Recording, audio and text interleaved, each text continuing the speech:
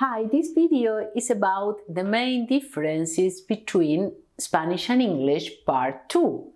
Hola, esta lección es sobre las principales diferencias entre español e inglés, parte 2. Hi, welcome again to Spanish for London. I am Laura, and in this series of GCSE Spanish, How to Get Better Marks, I will teach you today 5 more differences between the two languages. So remember that you have part 1. Okay, this example will be number 6. Prepositions. Prepositions are very short words, like for example in English, with, without, of, etc., for. And these words are very short but very tricky because they are difficult in many languages. Why? Because, for example, consider my examples. Here I will discuss with you by, for, and on and about. If I want to say that I go by train, in Spanish I say en tren. So in this particular case, by is translated as en. But if I want to say this was made by me, I say hecho por mí. So in this case, by is por. So as you can see, prepositions are not easy because sometimes by is en, but sometimes by is por. And same happens with for. For example is in Spanish por ejemplo. But if I want to say this is for you, I say esto es para ti. So for sometimes is por and sometimes is para. And when I want to say that something is on the table, I can say está sobre or also en la mesa. So sobre or en is on when talking about location. But if I say, for example, we talk about you or about any particular topic, I say hablamos sobre ti. So in this context, sobre is about. So as you can see, prepositions are a little complex. Believe me, they are not terribly difficult. Believe me, but you have to study them properly. That's why I will explain this in our whole course. Okay, number 7, order of the phrase. In many languages, we have different rules to organize the words in a phrase. So the rules are not always the same. Typically, in English, we put the adjective before the noun. But in Spanish, most of the time, not always, but most of the time, we put first the noun and then the adjectives. Why? This is because we are talking about people or persons, personas. So the topic goes first and then we say if these persons are intelligent, tall, I don't know, French, whatever. So we put the modifier following the noun. In English, we think in a different way. So typically, in 90% of the cases, you have to put the noun and then the adjective in Spanish. But again, not always. That's why I will prepare a lesson about the order of the phrase. Okay, so if I want to say my students are intelligent persons, I say in Spanish, mis estudiantes son personas inteligentes. And if you say mis estudiantes son inteligentes personas, it's wrong. Okay, number 8, irregular verbs. Okay, you know that the verbal system in Spanish is complex, not only because we have a lot of tenses and a lot of forms, but also because we have a lot of irregular verbs. And you have to know where are they. The big amount of irregular verbs are in the present tense. In the present tense, we have a lot of irregular verbs, and in the so-called preterite or preterite indefinite, pretérito indefinido, which is the equivalent to the simple past. So these two tenses concentrate a lot of irregularities, but the rest of the system is not so terrible.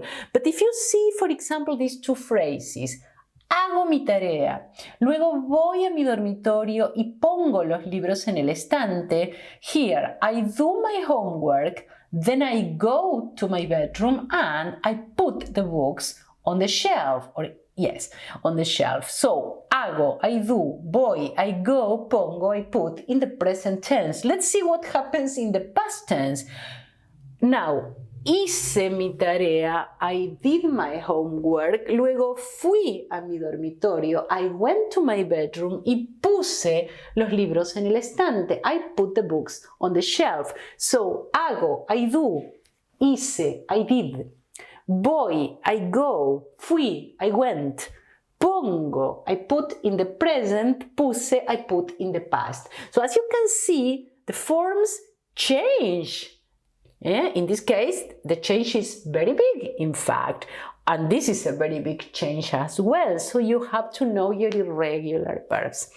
Number 9, pronominal verbs. Well, this is not a difficult topic, but it could be a nightmare for you in GCSE because unfortunately, this is explained in a very confusing manner. Basically, in GCSE, in your books, for example, you have something about reflexive verbs. Well, if you study this, reflexive verbs are a subgroup of this group of pronominal verbs, but not all the pronominal verbs are reflexive verbs. Typically, a reflexive verb is a verb like bañarse, to take a bath. So, me baño, I bathe myself. That's why I put the me here, because I am doing something and I am receiving the same action. So it's like a reflection in a mirror, and that's why we say reflexive verbs. So I put the me here.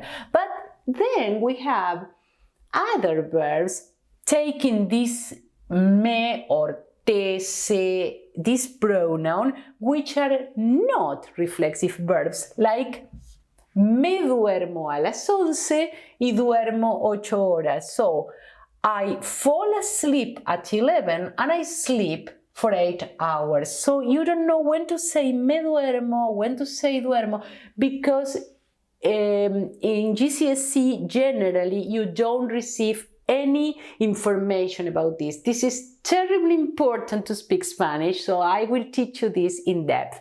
So, pronominal verbs is another important topic which is entirely different in English. And number 10, subjunctive. You know, subjunctive is the big nightmare. I know, but again, this is a nightmare because you don't have the whole information, the whole explanations. I will prepare a specific course about the subjunctive. So I will teach you this in our course about verbal tenses, but then I will develop a specific course about the subjunctive. Okay, the problem with this is that in English we don't have a well-developed subjunctive. We have some remains. For example, God save the Queen. In this case, the save part is a subjunctive. Or when I say, I wish I were rich, this I were is a subjunctive, but not more than this. But in Spanish and in some other languages, the subjunctive is very, very important. So you have to know how to use it properly.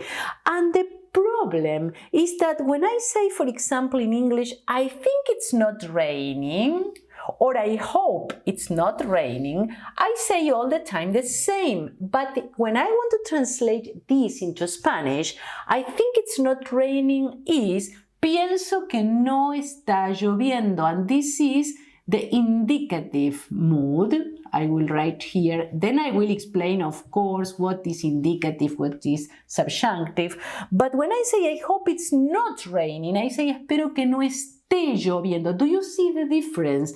Está esté. This is the subjunctive mood. So, and the problem is that if you think in English, you don't see any difference at all, of course, because you don't have a well-developed subjunctive in English. That's why it's difficult. For this reason and for others that I will explain in depth.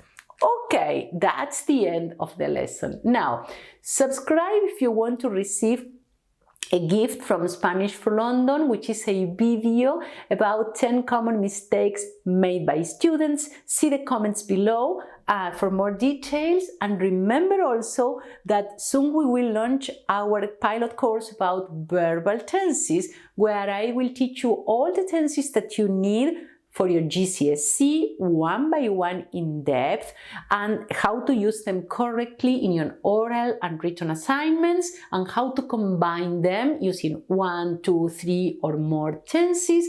And if this was useful for you, spread the word. See you in the next lesson. Nos vemos en la próxima lección. Adiós.